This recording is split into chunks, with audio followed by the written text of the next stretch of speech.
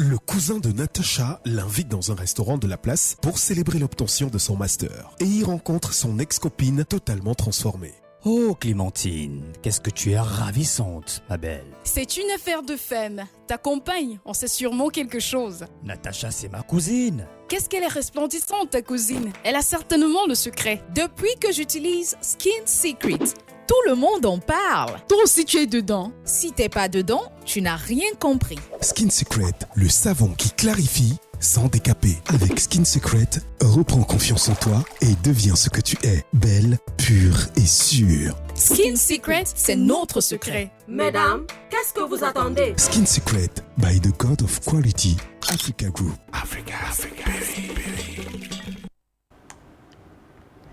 Bonsoir à tous, bienvenue dans le royaume des femmes. Très heureuse de vous retrouver une fois de plus dans le cadre de cette tribune libre ouverte exclusivement aux femmes.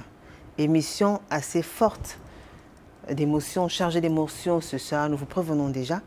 Depuis la semaine dernière, nous avons entamé une série consacrée au vécu des femmes, au quotidien des femmes, leurs joies, leurs peines, les espoirs, leurs rêves, parfois qui ont été brisés. Donc, cette semaine, nous poursuivons et nous allons recevoir, nous avons déjà sur ce plateau 3 autres femmes qui vont vous faire part de leur quotidien. Elles vont vous faire part de ce qu'elles ont vécu comme expérience, des situations inattendues qui peuvent vous marquer à jamais. Des événements qui peuvent changer votre quotidien.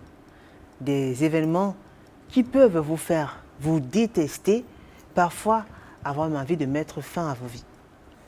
Ce soir, avec nos invités, elles vont nous faire part de leurs craintes, de leurs peurs et surtout de leurs douleurs muettes. À tout de suite.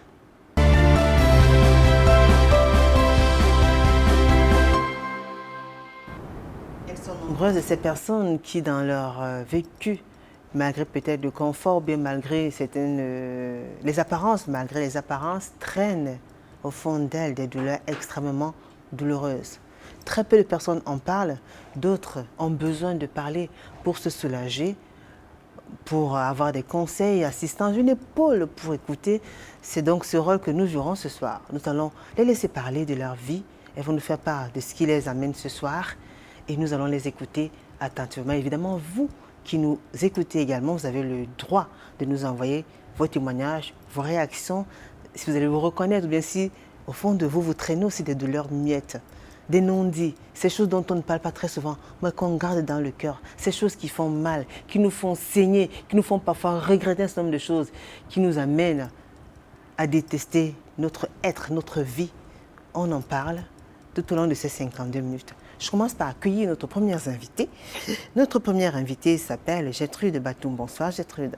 Bonsoir Julie. Comment allez-vous Gertrude? Ça va un peu mieux. Ça va un peu mieux. Alors, étant donné le fait que vous aurez des témoignages assez profonds, on va faire une présentation brève et nous reviendrons vers vous.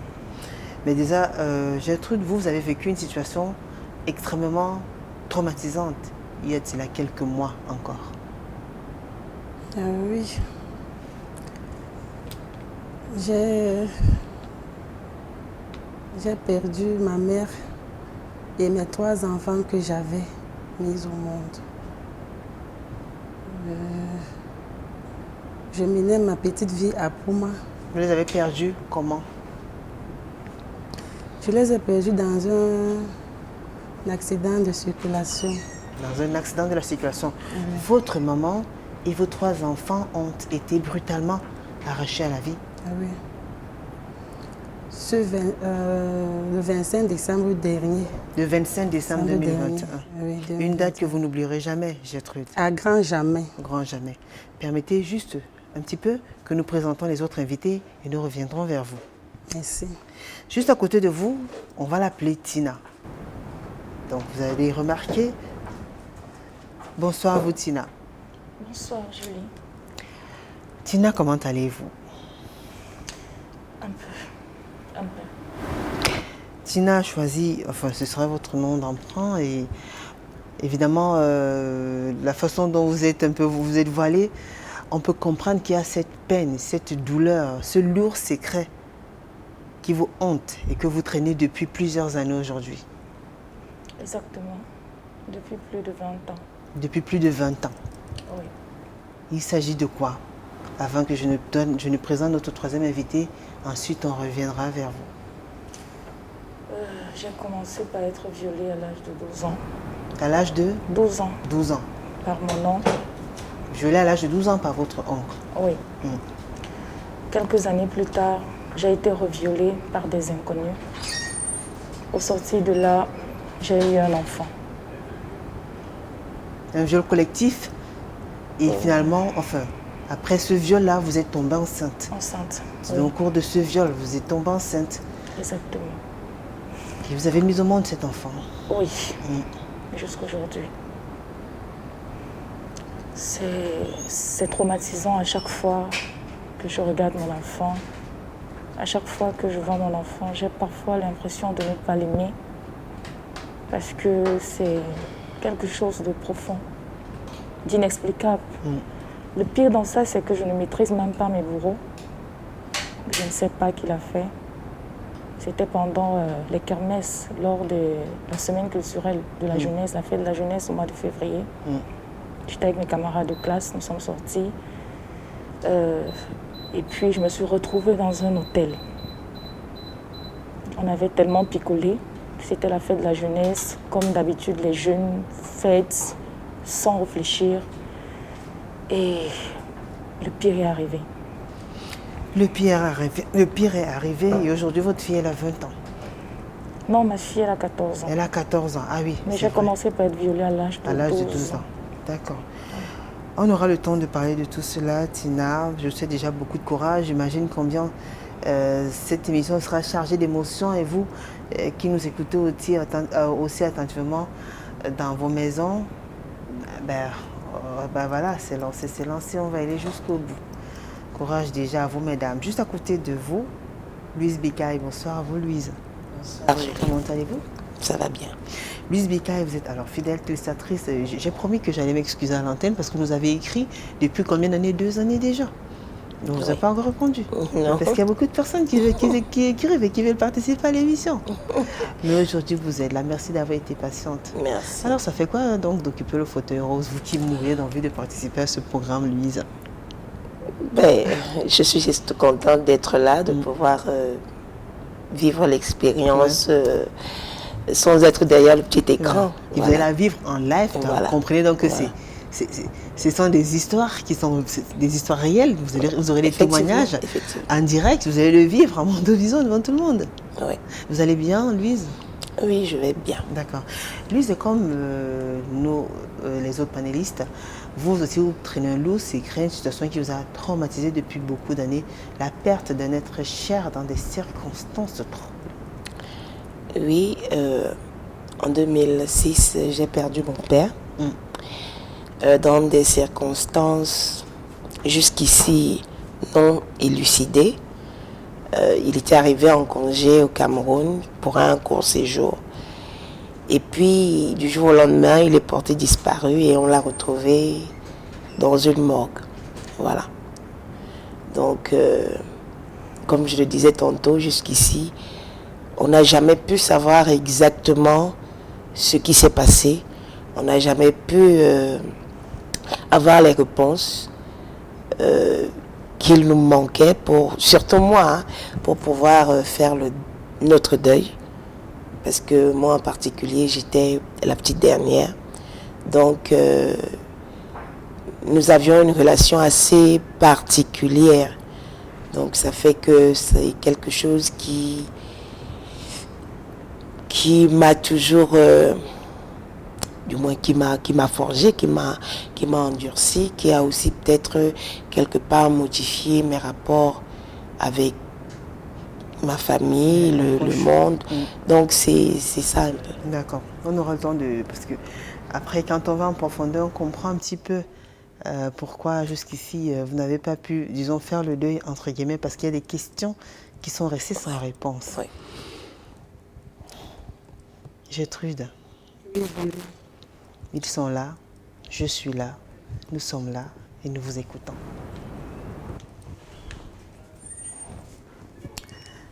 Ce fameux 21, c'était le 21? C'était le 25. Le 25 décembre 2021. Oui. Merci déjà, Julie. Je remercie la grande famille Equinox qui a sollicité, qui a voulu partager ma peine. Donc, je suis Gertrude Batoum. Je menais ma vie à Pouma avec ma maman et mes 3 enfants. Vous avez quel âge les enfants, Gertrude? L'aîné avait 4 ans. Le deuxième avait 3 ans. Et le dernier avait 1 an, 4 mois. Et donc, je les ai eus en 4 ans. J'ai eu mes 3 enfants en 4 ans. Je les ai fait à peu près... J'avais déjà un peu... Vous savez, ici en Afrique, quand on a plus de 25 ans, les gens commencent à se plaindre que non, elle n'accouche pas, elle est stérile et tout. Bon, du coup, quand j'ai décidé de faire les enfants, j'ai le don... Je n'ai pas espacé. Oui, je les ai eus en 4 ans. Vous étiez mariée, fiancée, en Je ne couple? suis pas mariée, j'étais mère célibataire. D'accord, très bien. Bon, là maintenant, je suis célibataire sans enfant. D'accord. Donc, je menais ma petite vie à Pouma avec ma maman et mes 3 enfants. Bon, voilà, décembre qui est arrivé, décembre de l'année dernière. C'est comme ça qu'il y a eu campagne de... Un festival? Oui. Ils étaient là, ils sensibilisaient les gens. On a des caisses là-bas, il faut louer, il faut faire le show, il faut animer le village. C'est comme ça que je décide donc de prendre un lot là-bas, au niveau de la foire. Je suis là avec le monsieur qui était en train de nous sensibiliser. Il est passé chez moi, j'ai rempli les formalités. C'est comme ça que les jours avançaient. Je me suis portée, je suis allée à Edea. J'ai fait un grand marché. Je suis rentrée sur Pouma. Je suis arrivée au lieu de la foire.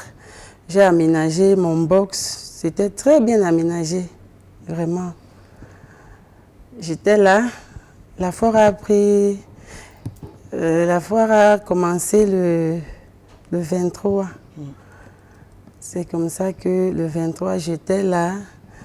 J'ai recruté une fille qui m'aidait. On était là. Et tout se passait bien.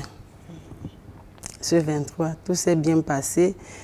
La foire était mouvementée. Il y a eu vente. Et la joie était immense. Ma maman, elle nous rejoint là-bas ce 23. Parce que comme je vivais avec ma maman, elle était toujours à la maison avec les enfants. Donc elle a entretenu ses petits-fils comme au quotidien. Elle les a laissés coucher. Elle est venue aussi essayer de voir comment ça se passe avec moi, là où je me trouvais. Elle est arrivée, on a passé le temps. Quand elle s'est fatiguée, elle m'a dit, non, moi je m'en vais à la maison me reposer. Elle est partie ce 23. Le 24 est arrivé. On était là. Moi, j'avais aménagé là-bas, au lieu de la foire. J'ai aménagé là-bas.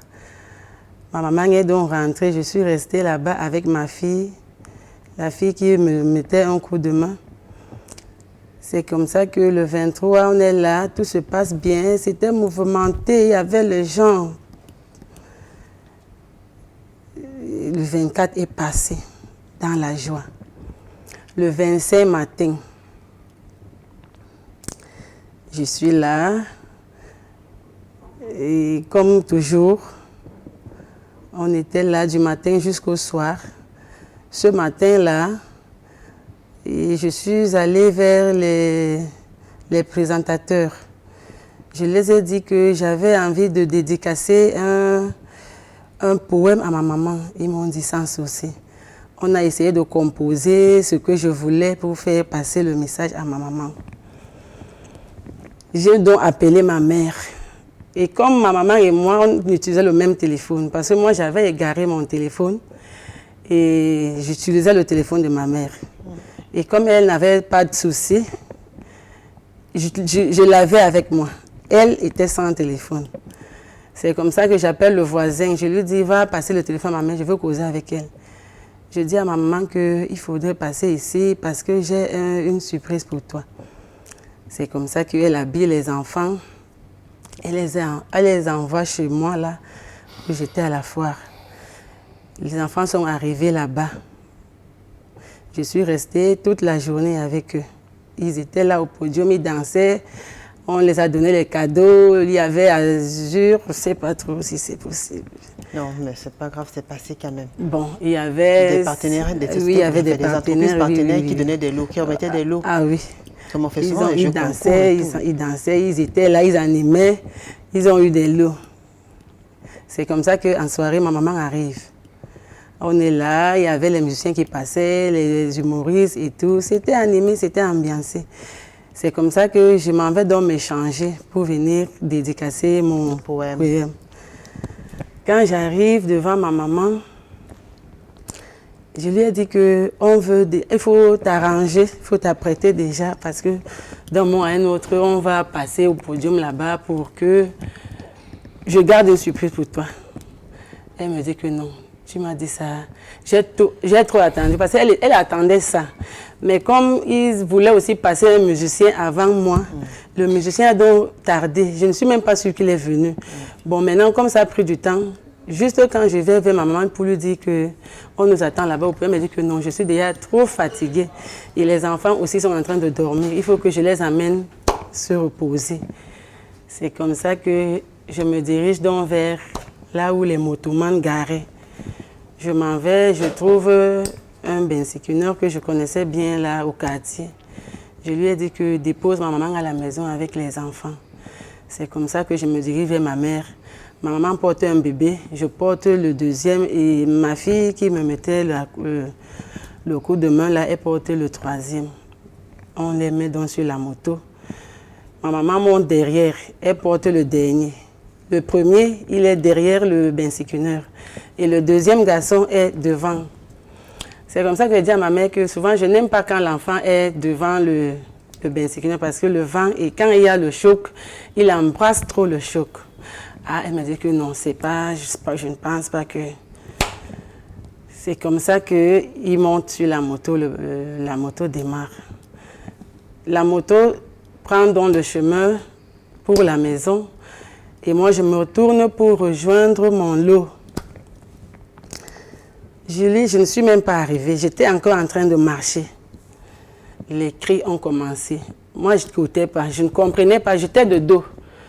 Parce qu'il fallait sortir du cadre d'où il y avait la foire. Donc c'était dans la barrière. Il fallait sortir, il fallait longer un peu et sortir pour prendre l'axe lourd.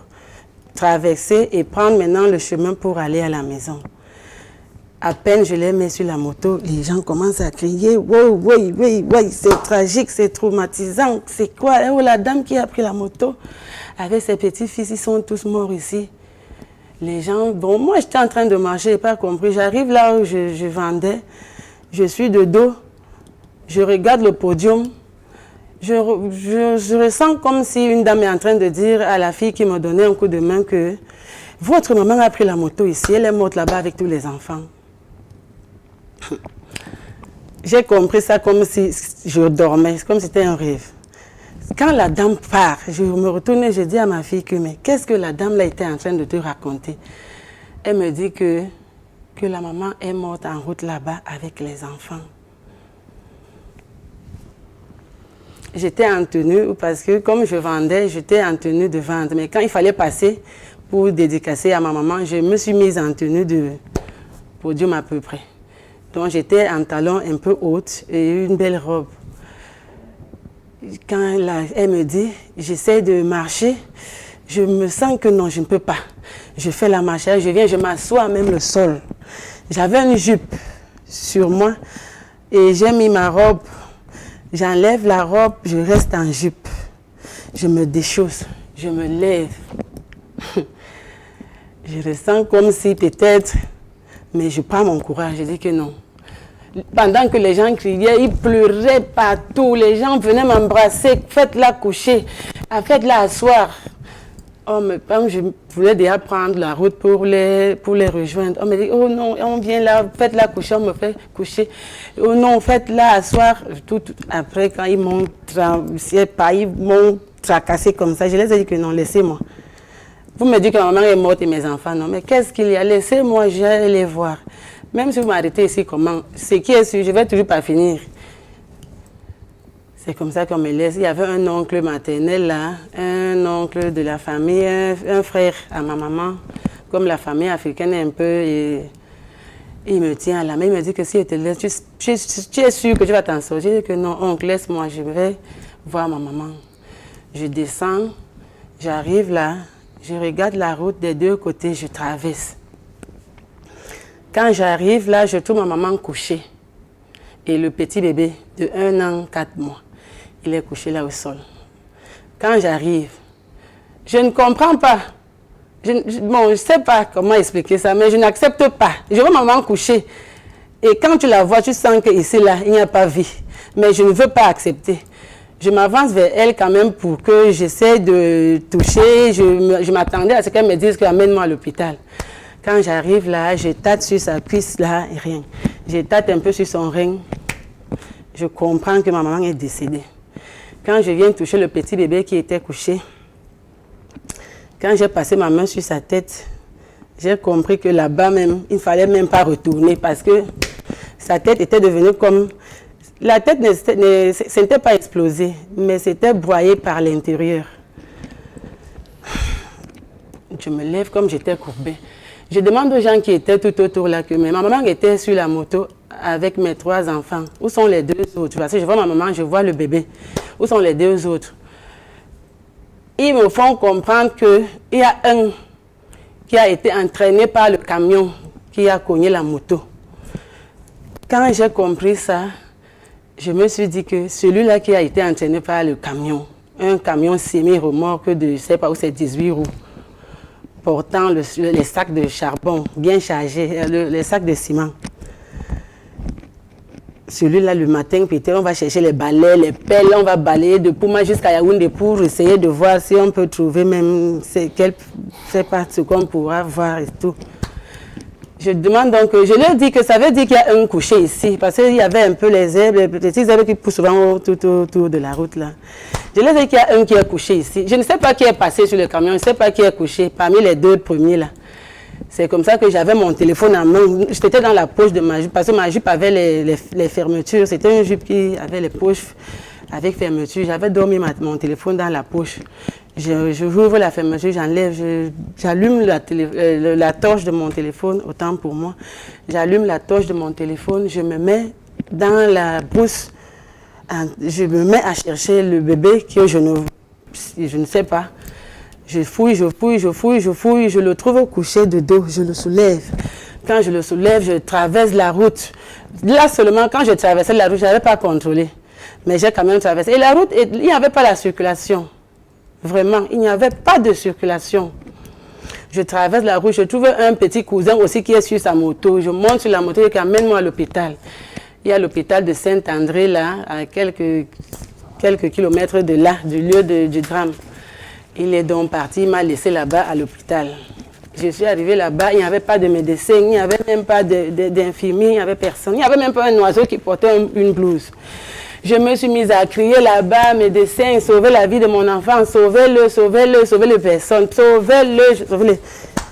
Il était encore en vie? Il respirait encore. Donc le deuxième, il respirait encore. C'est le premier qui a été entraîné par le camion. Le deuxième, il respirait encore. Bon, l'autre, j'ai eu l'idée de le faire coucher là, sur les lits des hôpitaux là.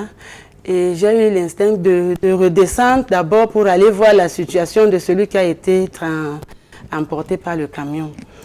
Quand je lui ai laissé, il avait un bras broyé. Parce qu'il était couché comme ça, tout ce bras-ci était broyé. Bon, sur sa tête, c'était un peu fendu là, il n'essayait pas. Il n'essayait pas, mais c'est après que les gens m'ont dit qu'il avait aussi il ne pouvait pas vivre, ce qui est sûr. Parce qu'il avait eu un choc aussi par l'intérieur. Le crâne avait aussi été trop touché. C'est comme ça que je le laisse là-bas. Quand je le laisse là-bas, je dis, Seigneur Jésus, si tu vois que tu peux donner vie à mon enfant, donne. Mais si tu vois que tu ne peux pas, que ta volonté soit faite. Je reprends dans mon petit cousin là, on redescend, on arrive. Quand on arrive là, j'étais tellement, je ne sais pas, j'ai même oublié qu'on m'a dit que cela était emporté. Je me suis remise en train de chercher encore. C'est comme ça un policier, il vient me dire que Gertrude, calme-toi. On a poursuivi le camion et on a arrêté. On a enlevé le bébé. Le bébé n'a pas été broyé. Donc le bébé s'est accroché sur le camion. Je ne sais même pas trop comment expliquer ça. Le bébé a été accroché sur le camion sur le bout de son tricot. Légèrement sur le bout de son tricot. Et il était face au camion. Bon, je pense que le camionneur ne pouvait pas voir, mais il a quand même su qu'il a peut-être tué, je ne sais pas trop.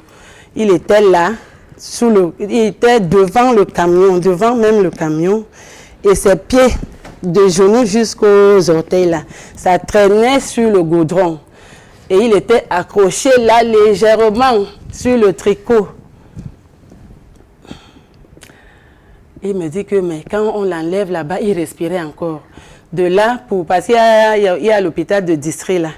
Il y a aussi l'autre des catholiques que moi j'avais laissé le premier bébé. Il me dit que quand on l'enlève du camion pour l'hôpital de district de Pouma, il a rendu l'âme. Mais il est couché là-bas à l'hôpital.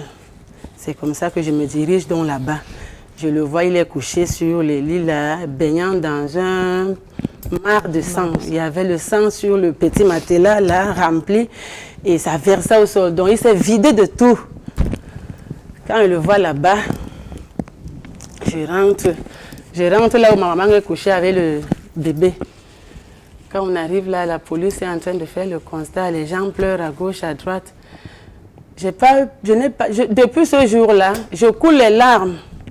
Ça m'arrive souvent, peut-être je suis seule, je me lève un matin, je me mets à couler les larmes, mais c'est rare. Parce que j'ai toujours voulu combattre ça. Je ne veux pas me laisser emporter par ça. Parce que je me dis toujours que je me laisse faire. Le faire de Allah. Qu'est-ce que je vais devenir? C'est comme ça que j'ai mon frère là qui était venu avec son pick-up. On a transporté. Déjà que c'est lui qui avait poursuivi le camion. Parce que les motomans ont essayé de poursuivre, ils n'ont pas pu. C'est comme ça que mon frère a donc dit que non, on ne peut pas laisser le camionneur traîner l'enfant comme ça. Il a donc poursuivi à beaucoup de kilomètres. C'est comme ça qu'il revient avec son pick-up et me dit que non, Gertrude, je vais amener ta maman à la morgue. Ils sont partis couper les feuilles de bananeraies là, ils ont mis sur le camion, sur le pick-up. C'est comme ça qu'ils portent donc ma mère, on le met sur le pick-up et on porte son bébé là, on met derrière. Direction pour la morgue. Je n'arrivais même pas à appeler mes soeurs, je n'arrivais à appeler personne. Je prenais mon téléphone comme ça, quand je monte, tous les numéros montent. Quand elle descend, tous les numéros descendent. Pour finir, je dis que je ne peux même pas appeler ma soeur pour lui dire que ta mère est morte. C'est comme ça qu'il y a un oncle là, il m'a dit que non, tu as appelé tes soeurs, je lui ai dit que je ne peux pas. Il me dit que je n'ai pas le numéro de tes soeurs, que je prends mon téléphone fou, il me dit que je ne sais pas, je ne peux pas m'en sortir. Il m'a dit que mais j'ai mon frère qui travaille avec ton beau-frère, je vais l'appeler. Je vais lui dire de joindre ton beau-frère. C'est comme ça qu'il a manigancé là-bas. Il a pu appeler son frère et son frère aussi a appelé mon beau. C'est comme ça que mon beau aussi a tenu sa femme au courant qui est ma grande sœur. C'est comme ça que j'arrive à la morgue là-bas. On me demande de payer ci, de payer ça, de payer ci, de payer ça. Déjà, ma soeur étant déjà au courant, elle m'appelle. Je dis que non, je ne peux pas parler avec toi. Il va te passer le morguier. Je ne sais pas, ils ont leur nom un peu fort. Vous étiez là avec tous les corps. Votre maman et vos 3 enfants. Oui. Non, le deuxième, déjà le deuxième, comme il respirait encore, J'ai envoyé, parce que comme je suis venue voir la situation de celui-ci, j'ai envoyé donc ma fille de voir là-bas à l'hôpital, de voir sa situation. Et je lui ai dit que si on demande l'évacuation, qu'elle me tienne informée. Juste quand elle est arrivée, ils ont demandé l'évacuation. Elle s'est forcée, elle a cherché une voiture. Ils m'ont dit, comme c'est l'hôpital régional de Déa qui est proche de là, ils m'ont dit qu'on l'envoie aider à bon. J'ai dit que aider à la Quintini, c'est pas trop loin. Je préfère la Quintini. Donc j'ai pris la voiture pour la Quintini. C'est comme ça que je dis à ma soeur qu'elles étaient déjà en route. Parce que l'accident a eu lieu aux environs de minuit, 23 heures. D'accord. Oui, par là. Et ils étaient déjà en train de prendre la route. Je leur ai dit que non, laissez. Je suis déjà à la morgue avec la maman et les 2 autres bébés. Allez vous occuper de celui qui est en train de venir. Ils sont déjà en route. C'est comme ça que leur voiture, ils ont fait demi-tour. Ils sont partis l'attendre à la Quintini. Il est arrivé à la Quintini, il respirait. La Quintini aussi a fait ce qu'il pouvait faire, mais il ne pouvait pas vivre parce que le choc était violent. D'accord. Donc, on les a mis là-bas. Ma grande sœur a dit qu'on l'attende. Quand elle va arriver le matin, elle va essayer de régler les petits problèmes qui étaient là. Comme il y avait trop de déchirures et tout, la maman s'est déchiquetée. Bon, on part. Et on a gardé là. Et elle est arrivée, ils sont arrivés. Tout le monde, toutes mes grandes sœurs sont arrivées le lendemain matin. Et moi, de là, pour le petit matin, j'étais debout, pieds nus, avec ma jupe, soutien. J'étais là comme ça, je ne comprenais rien. J'ai dit que mais j'étais avec ma mère, j'étais avec mes enfants. Je viens de mettre ma mère sur la moto et mes enfants. Donc une vie, on peut finir une vie comme ça là. Donc on peut...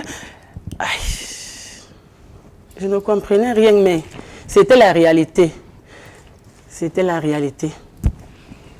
Donc, je suis là, mes soeurs sont là, elles me remontent.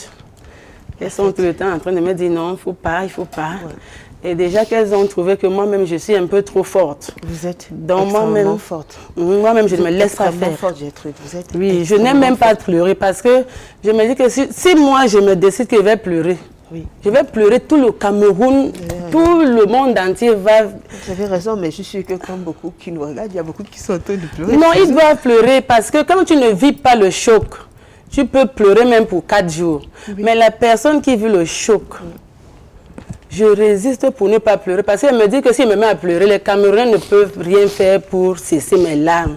C'est pourquoi je les encourage déjà à me soutenir. Déjà, ce que je suis là, je les implore à beaucoup me soutenir sur tous les domaines. Sur tous les domaines. Merci beaucoup. Et comme si nous sommes sur le plateau des femmes, j'implore toutes les femmes. Déjà, je sors du Cameroun. Toutes les femmes du monde entier. Ça peut vous aider? Oui. Faites quelque chose pour moi. Parce que, il est vrai, je suis là, je suis un peu trop forte. Mais au fond de moi, c'est pas facile. Pas du tout facile, Gertrude. Merci à vous. On va vous permettre de souffler un peu et donner la parole à Tina. Merci.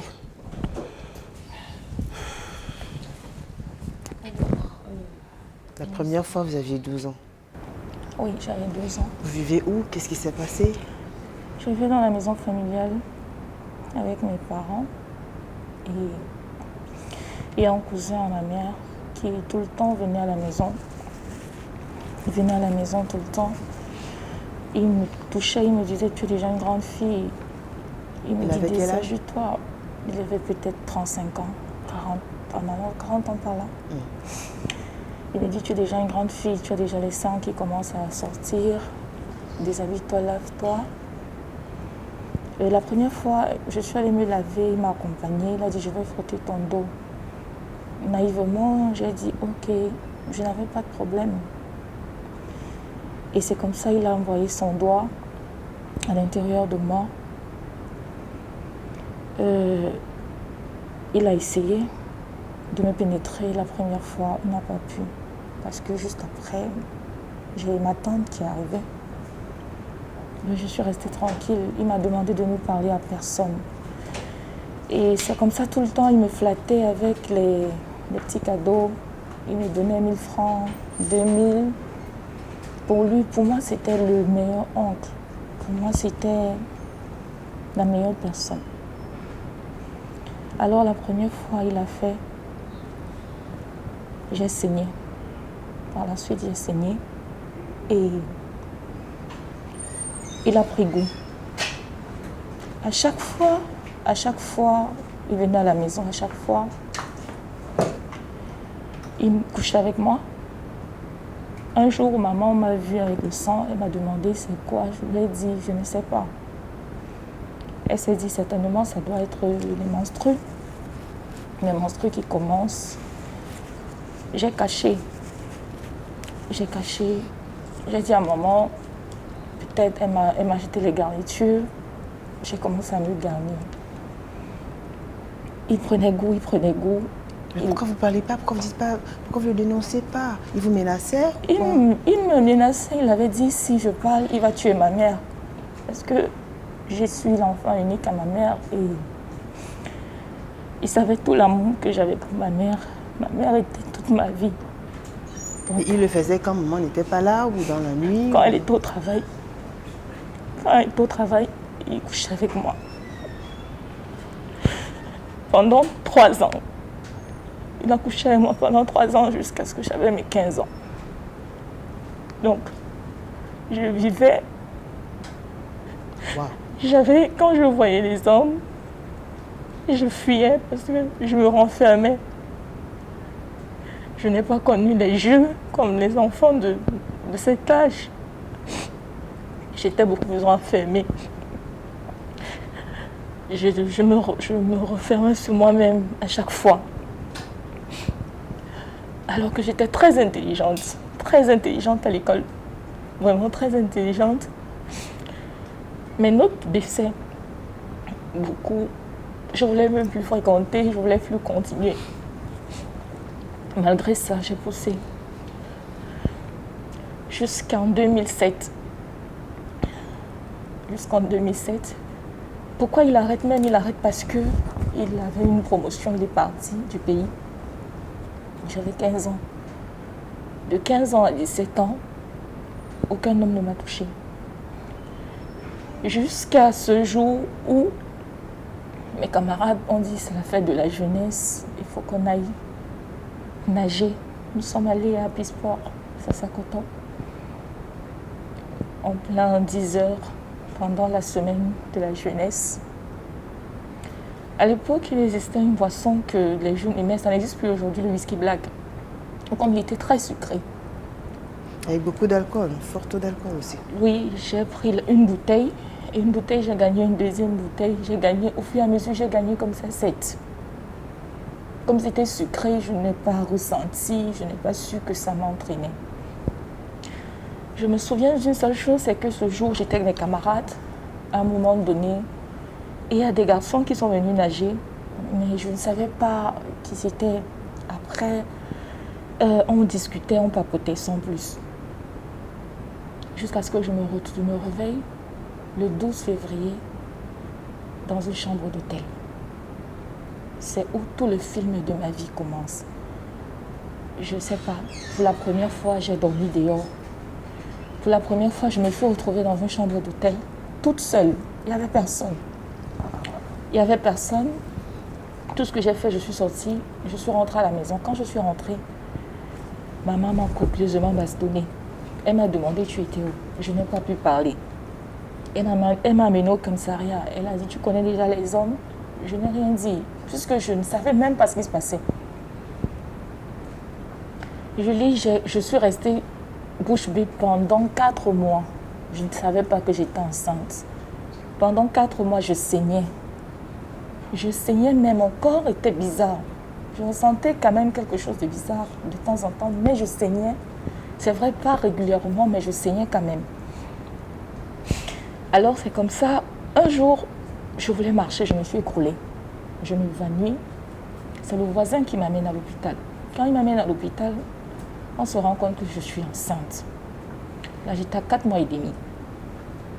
Quand je découvre que je suis enceinte, je demande au médecin de faire un avortement. Mais je n'avais pas l'argent. Élève de mon état, je n'avais pas l'argent. Je suis allée piquer l'argent de ma mère. J'ai commencé les tentatives d'avortement au quartier. Jusqu'au la 8e tentative, parce que j'ai essayé 8 fois. Alors, les tentatives, c'est quoi? Vous avez pris quoi exactement? On veut comprendre un petit peu. Je prenais les comprimés. Il y a Des comprimés, oui. Ça. Des comprimés, on me disait qu'il faut mettre ça à l'intérieur. Je buvais d'autres. J'ai essayé ça. Ensuite, j'ai essayé les injections. J'ai essayé rien. On a dit qu'on va aspirer. Ce jour, en voulant aspirer, j'ai eu un problème. Je me suis évanouie encore une seconde fois. Pendant même, ce que j'ai oublié de dire, c'est que pendant ma grossesse, maman, on m'a chassée de la maison. Puisqu'elle m'a demandé c'est qui le père. Je n'ai pas voulu dire. Je savais quoi dire à ma mère. Puisque quand je revois un peu le film, ils n'étaient pas seuls, ils étaient au moins 4 qui m'ont violée. Donc je ne sais pas qui l'a fait, qui ne l'a pas fait, qui est le père, qui n'est pas le père, je ne sais pas. Le viol collectif. Oui, je ne sais pas ce qui s'est passé. C'est au 8e tentative d'avortement que le médecin me bloque. Il exige qu'il veut voir mes parents. Ma mère est arrivée, il a parlé à ma mère. Que cet enfant, si elle continue, c'est sa tête qui va sauter. Il faut tout faire pour qu'elle soit psychologiquement bien. J'ai commencé à me faire suivre par un psychologue. Parce que j'étais trop renfermée, j'ai commencé à me faire suivre par un psychologue. Grâce à Dieu, j'ai accouché dans de bonnes conditions. L'enfant n'a eu, bizarrement, aucun problème. L'enfant est né avec 3,9 kg. Super bien.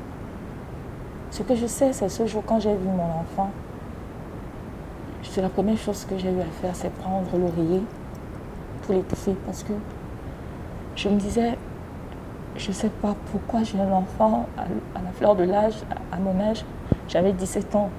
À 17 ans, je dois continuer mes études. Je dois vivre ma vie. Heureusement, maman a récupéré l'enfant. J'ai fugué de la maison. Je commençais à faire comme si je délirais. Comme si j'avais une possession autre. J'ai fui la maison pendant 2 ans.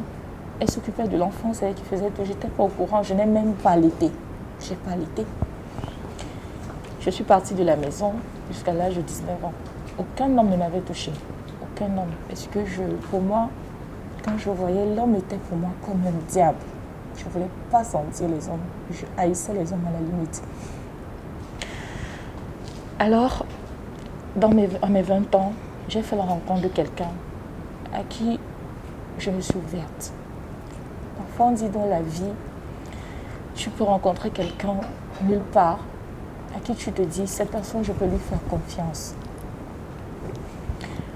C'était, je peux dire officiellement, le premier homme de ma vie que j'ai connu. Parce que à lui, je me suis ouverte, j'ai tout dit.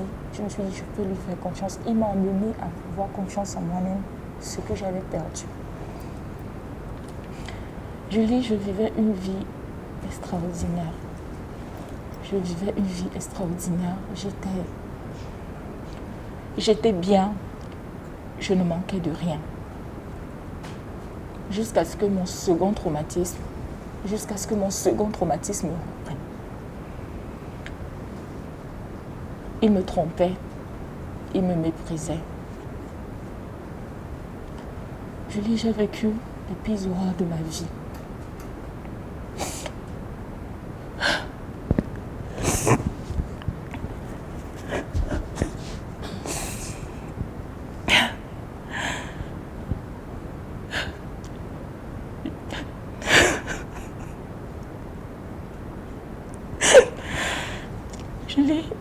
Il couchait avec moi. Il me sauvageait, il me brutalisait. J'étais un déchet pour lui. Un jour, il m'a emmenée dans les salons de striptease. Il a voulu qu'on change un peu d'air. On est arrivé là-bas, comme les filles dansent avec les bouteilles et tout. Il me dit, déshabille-toi, tu montes, tu entres dans une bouteille en profondeur. Je suis entrée.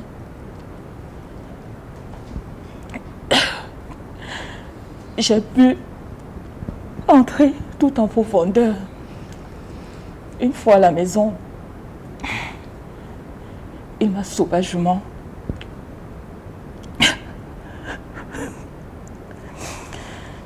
il couchait avec moi comme une chienne. Parfois, il faisait venir ses amis, ses collègues. Il me prenait à 4, à 5, sans me dire. Il avait des fantasmes qui sortaient. Il avait des fantasmes incroyables. Il attendait quand je saignais, c'est quand je saignais qu'il était là.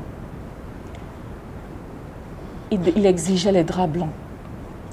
Il dit, ce sont les draps blancs et on va faire l'amour sur les draps blancs.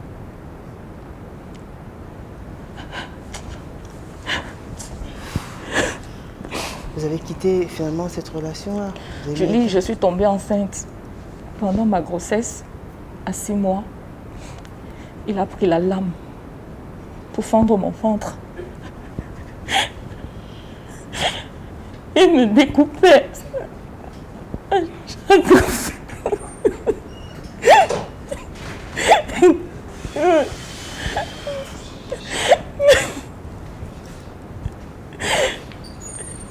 Il était d'une brutalité hors du commun.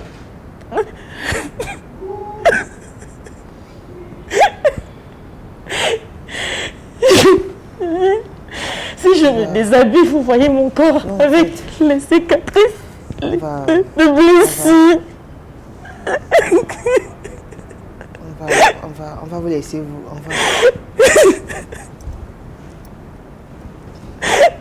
Je ne pouvais pas plus. J'ai fui. On va vous permettre de vous calmer un petit peu. Vous avez fini par partir, vous ne faites plus, vous n'êtes plus dans cette relation-là. Je suis partie. D'accord. S'il vous plaît.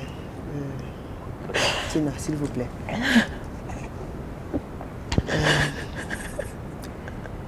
Bon, on va vous permettre de vous calmer un petit peu, le temps de vous remettre de vos émotions en donnant la parole à Louise. Louise, c'est assez fort ce qui se dit ce soir, mais c'est toute une vie de femme. Ce sont les réalités que beaucoup de femmes vivent dans leur foyer. Pour la plupart des gens, ça relève un peu de l'incroyable, quoi. Voilà, les gens, voilà. Vous avez vécu, vous en connaissez aussi des proches qui ont vécu des scènes aussi, bien vous avez entendu parler? Non, c'est pourquoi je suis sidérée. Des cas de deuil de famille décimées dans des accidents, oui, il y en a. De manière, il y en a. C'est pourquoi généralement, même dans ma famille, on ne voyage jamais groupé, en fait. D'accord. Oui, on ne voyage jamais groupé. C'est une famille? Oui. Vous voyagez comment alors? Quand on a des petits-enfants, bien, il y a des... On se divise. Ah, d'accord. On se partage les Pourquoi? enfants et puis... D'accord, pour éviter... Oui, on va en disperser, juste pour éviter que dans le cas où ça arrive, effectivement, que toute une famille ne soit pas décimée. C'est comme il y en a aussi qui préfèrent partir et prendre eux-mêmes le volant par mesure de prudence. Ils se disent qu'en étant les chauffeurs du véhicule, ils font plus attention, ils sont sûrs. On n'est jamais sûr de rien. Oui, tout à fait. Hier, par exemple, il y a eu un accident sur l'axe lourd où tout à une fait. famille entière est décédée. Voilà, donc, en fait, on n'est jamais sûr de rien. On n'est même pas sûr de voir le lendemain. Voilà. Alors, vous avez perdu votre papa, je l'ai annoncé tout à l'heure au début de l'émission. Racontez-nous donc, comment vous apprenez le décès de votre papa? En fait, mon papa, lui, il a vécu au Gabon, il y travaillait. Il était attaché d'administration scolaire et universitaire. Bon, mais c'était un Camerounais parce que là-bas, quand même, à l'époque, il y avait beaucoup d'étrangers qui travaillaient dans l'administration. Bon, moi, mes parents ont divorcé, j'étais très jeune. J'avais dans les 5 ans. Et le tribunal avait accordé la garde à mon père. Bon, c'est juste que à un moment donné, le fait que je ne m'entende pas avec ma marâtre, quand je suis en 6e, fait en sorte que j'exige, en fait, je procède un peu par chantage pour pouvoir revenir au Cameroun, retrouver ma mère, parce que après le divorce, ma mère, elle, par contre, elle décide de s'installer ici. Voilà. Donc, mon père vient au Cameroun en congé. Il est déjà même retraité. Il était question cette année-là que nous repartions, voilà, ensemble. Voilà, il vient en congé et puis il tombe malade. Durant son séjour, il est soigné par les soins d'un de mes oncles, le mari de ma grande cousine, qui est aussi une maman qui est par ailleurs ma marraine. Voilà. Qu'est-ce qui s'est passé par la suite? Il va au village, on avait une consécration. D'accord. Moi, je m'avance à Douala parce que j'étais chez un de mes cousins. Et il s'avère que mon frère aîné, lui étant au Gabon, le papa lui avait laissé des consignes par rapport à ces dossiers qu'il fallait suivre. Alors il est bloqué face à une procédure parce qu'il fallait que mon père signe certains documents. Alors il arrive au Cameroun à l'improviste parce qu'il faut faire absolument signer ces documents. Il arrive déjà là où je suis, je lui dis non, papa, lui, il est au village. Le lendemain, on se déporte pour le village. Au village, on nous dit non, il n'est pas au village, il est parti à Douala depuis une semaine. Bon, mais partir à Douala, ça veut dire qu'il devait venir là où moi j'étais, parce que c'était sa base, c'était censé être sa base. Nous sommes à Douala, on ne l'a pas vu. Personne ne l'a vu. On le cherche, on ne le voit pas. Je dors une nuit, je fais un rêve. Je rêve que je suis à un deuil. Parce que ça, c'est aussi une de mes particularités, je ne rêve pas. Et quand je rêve, en général, du moins 99% des cas, ça se produit. Alors, je rêve, je vois que je suis au deuil de mon papa. Je le vois. Alors, je dis à mon frère, il y a un souci. Parce qu'on le cherche depuis dans les hôpitaux et tout. Mais est-ce que vous avez cherché dans les morgues? Mon frère me dit, arrête. Toi, tu es toujours un oiseau de mauvaise augure quand tu commences. Je lui dis non, je suis sérieuse.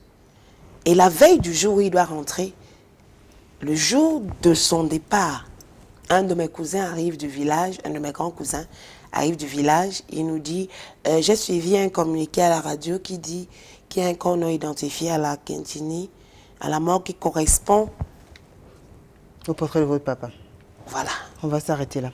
Ouais. On va suivre ces différentes réactions. On a essayé d'avoir un peu l'avis de certaines personnes concernant les violences conjugales, les vécus des femmes dans certains foyers. C'est vrai qu'il n'y a pas que les femmes qui sont des victimes, les hommes aussi sont des victimes. Donc on écoute attentivement ces différentes réactions et vous savez, vous qui nous regardez, sur le moment de nous envoyer vos témoignages et réactions. On écoute ce Vox Pop, on se retrouve juste après.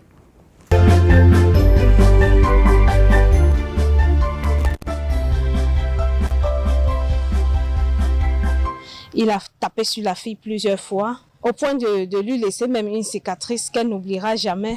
Vraiment, il a été très violent. Malheureusement, ils ont fini par se séparer. Elles sont pleines dans mon environnement. Elles sont pleines. Beaucoup. Il y a un cas précis qui est parti. Elle est partie parce que l'homme la bastonnait trop. À tout moment, quand il rentrait, il était sous, il la fouettait, il tapait, elle avait des blessures, des bleus partout. Elle est partie. Il a fait jusqu'à moi, j'ai démissionné. J'ai pris mes 3 enfants, je suis partie. Et en prenant même les 3 enfants, il a signé sur les enfants que non, mes enfants. Je l'ai amené à un service social. Le service social a repris mes enfants et me remettre. Je suis partie avec mes enfants. Non, depuis là, ça fait déjà même 12 ans. L'enfant que je suis quitté là-bas, ça fait déjà 10 ans. L'enfant que je suis quitté là-bas, l'enfant là avait 2 ans. Aujourd'hui, cet enfant a déjà 12 ans. Mais ma fille qui avait 7 ans là, elle a 17 ans aujourd'hui. On a eu un problème et puis il m'a violenté.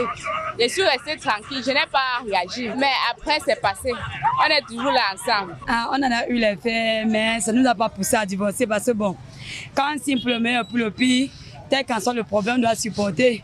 Mais l'homme n'est pas aussi facile. La majorité des hommes sont en général violents. Mais ça ne nous fait pas divorcer par rapport à cette violence. Bon, nous supportons, c'est un peu ça. Bon, il m'a tapé, bon. Et c'était les effets de la bière, disons. Non, mais quand il fait ça, la famille intervient et puis prochainement il change. Tandis que quand tu connais ta personne, tu peux mieux vivre avec lui sans problème.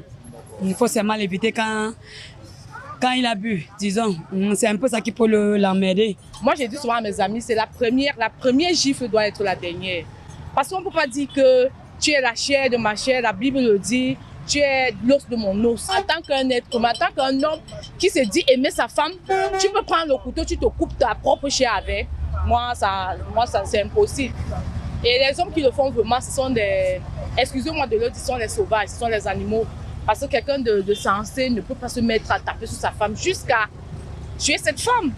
Et en plus même, et que vous avez passé des moments inoubliables, des bons moments, des moments de joie, tu n'as pas pensé à ça, tu te mets à taper sur cette femme-là, franchement, ça me cœur. De nos jours, avec l'émancipation de la femme et l'orgueil de l'homme, c'est pas évident de vivre en couple quand le monsieur n'accepte pas que tu te débrouilles, que tu sortes pour te chercher. L'instabilité et tout, ça, parfois, ça amène l'incompatibilité d'humeur.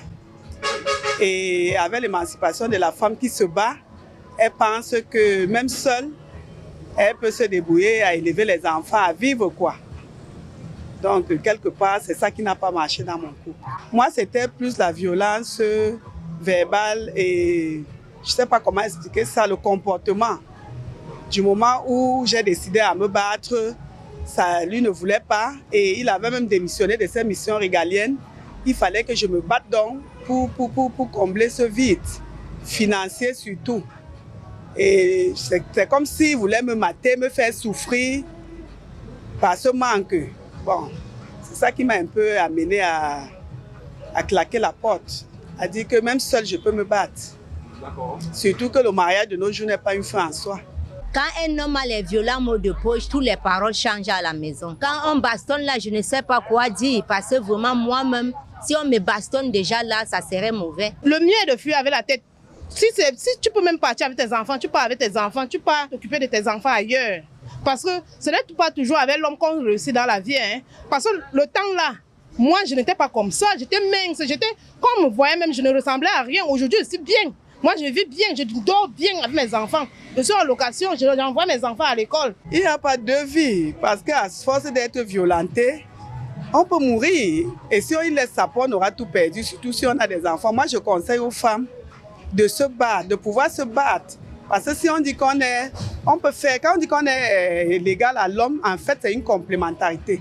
Ça ne veut pas dire que ce que l'homme fait, on peut aussi le faire. Ça peut dire qu'on peut se battre d'une manière ou d'une autre pour soutenir la famille. Bon, si tu vois que tu ne peux pas supporter, tu peux te retirer avec tes enfants, tu les amènes ailleurs. Si tu as tes moyens, tu sais que tu peux bien prendre soin. Tu te retires, tu pars chercher ta place, tu restes là-bas, tu prends soin de tes enfants et tu mènes ta petite vie tranquillement. On supporte l'homme n'importe comment. Même si l'homme a cherché, même si l'homme a quoi, tu supportes. Parce que tu as accouché tes enfants, tu vas laisser les enfants. Donc tu vas jeter les enfants, tu vas supporter jusqu'à... Elle a le droit de supporter son mari. Même si son mari donne le coup de poing, son mari va l'amener à l'hôpital, il va se soigner. Toi, la femme qui vit avec l'homme, c'est à toi de prendre tes décisions parce que quand tu vas avec l'homme, c'est toi qui connais ce qui se passe. Donc quand les gens viennent jouer le problème, il n'y a que toi et ton mari qui connaissent vraiment réellement ce qui se passe dans votre foyer. Si quelqu'un me voit, elle se sent supporter, elle supporte. Je vais les conseiller de sortir. Mais si c'est le cas qu'on tape jusqu'à on veut tuer, je vais les conseiller de quitter.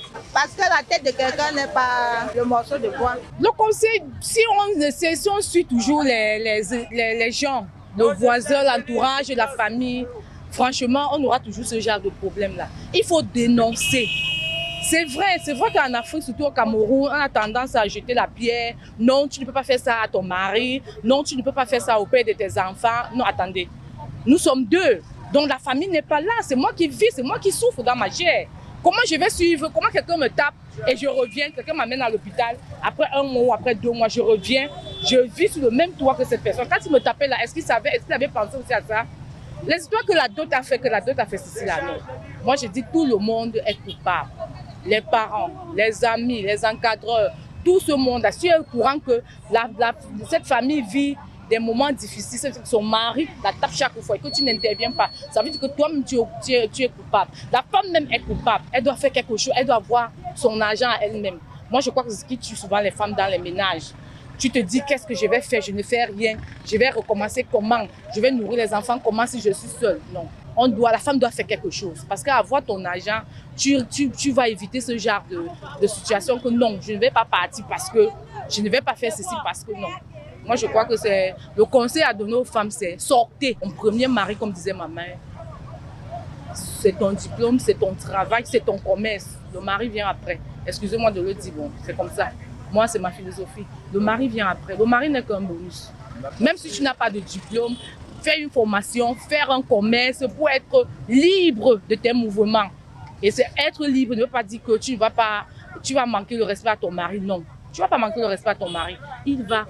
Vous allez vous respecter, les deux personnes. Et l'histoire que la famille va dire que les gens vont dire que non. C'est toi qui vis ça, mon frère. C'est toi qui vis ça. Et c'est quand on te tape, c'est une autre personne qui ressent ça. Alors, pourquoi tu vas souffrir? Tout le monde a droit à un beau bonheur. Moi, j'ai droit au bonheur. La femme qui souffre a droit au bonheur. Est-ce que quand tu meurs là, on te met une médaille que tu es morte dans ton mariage et tu vas aller directement au paradis? Mais non.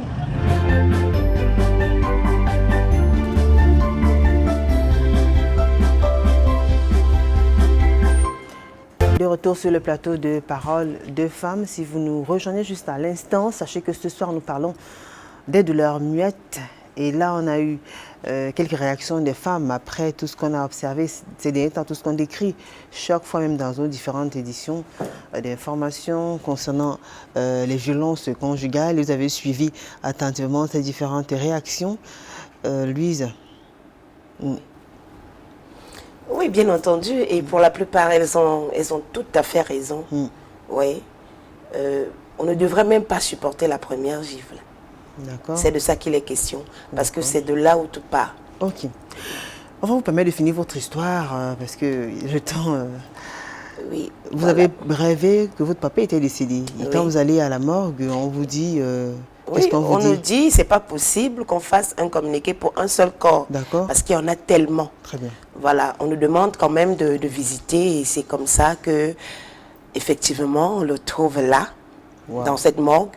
Et de retour au village, malheureusement, là où le bas blesse, c'est que le principal concerné, du moins la personne qui apporte l'information, lorsqu'on lui repose la question, il accuse plutôt une grand-mère au village qui, lorsqu'on arrive chez elle, elle nous dit, mais tenez mes enfants, même la radio, je n'ai pas. Comment est-ce que ça se fait qu'on puisse dire, bon, ça fait que jusqu'ici, on a fait le deuil comme on a pu. Mais en réalité, jusqu'ici, personne ne sait ce qui s'est passé. Mais ce que j'ai retenu, parce que ça, c'est mon avis à moi, et personne ne peut me l'enlever, c'est que, automatiquement, il y avait bien entendu quelqu'un de notre entourage immédiat, parce que celui-là qui vient, par exemple, annoncer une telle nouvelle, ne vient pas l'annoncer pour rien. Je pense que la crainte était juste que si mon frère était reparti et qu'on restait trouver le corps après, ça allait engager encore d'autres tracasseries. Donc, il a fallu bien qu'il dise où se trouvait le corps, mais de manière explicite, la famille a laissé couler, comme si, en fait, c'est passé comme un non-événement. Le corps était entier, il n'y avait pas de mutilation, non? Le corps était entier, bien que on ait démontré qu'il ait reçu des coups. En fait, il avait reçu des coups. La mallette qu'il avait avec lui, où il y avait ses pièces personnelles, a disparu. Bon, les enquêtes ont dit que sûrement, ils avaient pensé qu'il avait de l'argent avec lui, étant donné qu'il venait de l'étranger. Voilà, donc c'est ça. Peut-être qu'il a été agressé, peut-être. Voilà. Très bien. Gertrude Bateau, on a suivi votre cri de détresse. Déjà, vous êtes tellement forte, c'est-à-dire votre courage. Et puis, vous avez vraiment tenu bravo. Et vraiment, de tout cas avec vous, je ne sais même pas quoi dire. Mais ils sont nombreux qui sont en train de nous envoyer des messages assez chauds pour vous faire voilà, pour vous témoigner tout leur soutien. Ouais. Je continue à dire merci à tous ceux qui ont, je dis, participé à la prière déjà. Ouais, parce qu'il y a des gens que je ne connais pas. Hein. Il y a des gens qui ont été, il y a des gens qui ont suivi le drame. Ils sont toujours en train de prier. On prie pour vous. On voulait bien, par contre, savoir. Alors, celui qui vivait encore, quand vous êtes, il est décédé combien de temps après? Quand il quitte de Pouma, d'accord. Il quitte de Pouma, on quitte de Pouma peut-être minuit, par là, 1 heure. Oui. Ils arrivent ici.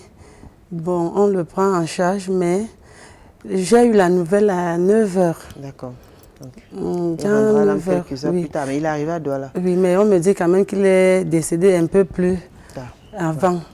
Ah d'accord. Après, vous avez organisé le deuil. Oui. Bon, quand il est décédé, ils ont ramené le corps. Donc on a loué une autre voiture pour ramener le corps et ensemble, on les a gardés à la morgue, la E4. Et vous les avez enterrés tous les 4 le même jour? On les a enterrés tous les 4 spectaculaire le quand même, même assez jour. Fort.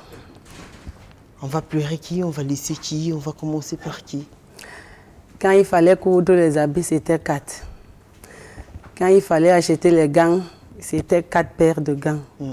Si on voulait 4 paires pour une personne, il fallait 4 fois 4. Wow. Quand il fallait le javel, l'eau de javel, il fallait peut-être une bouteille pour une, il fallait pour 4. Donc, on a essayé de tenir le coup, mes grandes sœurs et moi. Jusqu'à l'enterrement. Jusqu'à l'enterrement. Ouais. Il y a d'autres qui sont même trop faibles. Parfois, quand ils venaient me remonter, quand celle-là vient s'asseoir sur le chevet de mon lit, j'ai dit, ouais, tu sais, il faut oublier. Moi, je sais que maman, elle n'est pas morte. Donc, c'est sa façon de me remonter. Je sais que maman est quelque part maintenant, elle vit. Après quelques heures, elle se met à couler les larmes. Elle pleure jusqu'à... J'ai seulement dans mon cœur que, hey, celle-ci encore veut ma mort. Merci beaucoup à vous, j'ai écrit de Tina. Voilà, parce qu'on va commencer à lire les messages, ils sont nombreux qui nous écrivent. Oui, ce que j'ai oublié de dire tout à l'heure, c'est quand je rencontre ce monsieur, tout allait très bien jusqu'à ce qu'il me demande un mariage. Le soir, pendant la fête, on s'est mariés. Ce soir, pendant la fête, il était en train de rigoler, mais moi, je ne comprenais pas trop pourquoi. C'est où le début de mon calvaire a commencé. Quand vous vous mariez, c'est le début, enfin, c'est le début du calvaire. Le début du calvaire. Bah, alors aujourd'hui, Tina, vous êtes une autre femme, vous avez trouvé la force de passer à autre chose. Ça, c'est quand même douloureux, tout ce qu'on a déjà entendu depuis. Ouais, c'est parce qu'il faut que les jeunes comprennent ce qui se passe. Il faut dire. Je suis restée là pendant longtemps malgré les coups. Il m'a tabassée, je suis tombée malade, j'ai été paralysée, je suis sortie. J'ai subi tout. Parce que le soir des noces, quand quelqu'un dit c'est la fête, on fête notre soir de fiançailles. Ce jour, ce qui m'accueille, c'est plutôt un gros concombre qui me demande de mettre à l'intérieur de moi. Tout ce concombre. C'est le début de mon calvaire. Tina, est-ce que vous avez fini par dénoncer cet oncle qui était votre bourreau? Non, jamais. Aujourd'hui, vous êtes une grande personne, vous êtes une adulte, vous êtes une maman. Pourquoi vous continuez à garder cela? Pourquoi vous ne le dénoncez pas? Vous le rencontrez puisque c'est votre oncle, vous le voyez tout le temps. Oui, c'est vrai, ça fait longtemps. Et ça fait quoi quand vous le voyez? Je me fais bizarre. Mais pourquoi vous avez décidé de rompre le silence aujourd'hui en nous racontant votre histoire? Une histoire qui vous a beaucoup traumatisé depuis votre tendre enfance. Exactement. Alors, votre maman n'a jamais été au courant que son frère abusait de vous pendant 3 années. Pourquoi vous ne lui dites pas?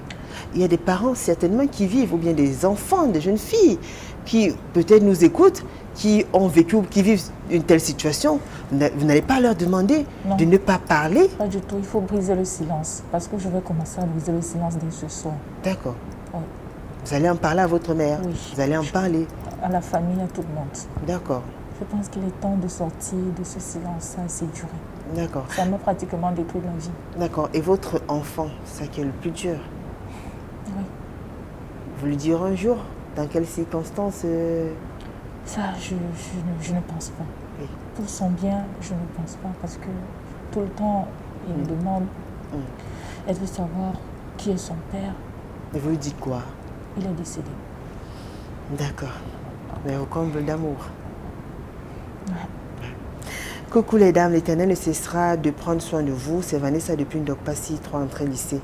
Bonsoir Julie, c'est Boniface depuis la Guinée équatoriale. Juste un courage à la dame qui a perdu sa maman et ses 3 enfants. Merci. Que le Seigneur lui donne longue vie et qu'elle ne perde pas espoir. Le thème est tellement poignant et je souhaite beaucoup de courage à la dame masquée et aux autres femmes. Adeline Bahanac depuis Ange Raphaël.